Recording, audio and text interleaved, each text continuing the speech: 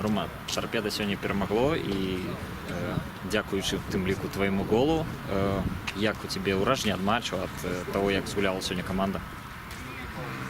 Смешанные чувства, конечно. Выиграли хорошо, но хотелось бы, конечно, реализовывать те моменты, которые были, плюс хотелось бы держать больше структуру игры в своих руках.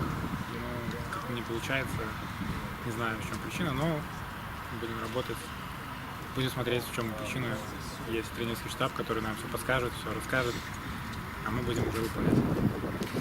Андрей Юрьевич сказал, что и знову стикаємося з тою ж самою проблемою нереалізації моменту. Як тобі, як оборонцу, це бачиться?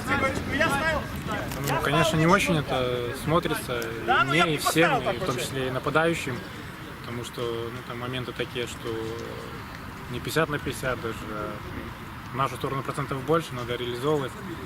Ну, не знаю, в чем причина. Я думаю, пропрет, должно пропереть, потому что по-другому не бывает. Если бьем, на тренировках работаем над этим, над завершающими ударами, ну, должно когда-то выстрелить. Як уже команда рихтується до кубкового матчу з Гомелем? Ну вот, с понедельника начнем. Пока еще все готовились к Орше. Пока все мысли были о Борше.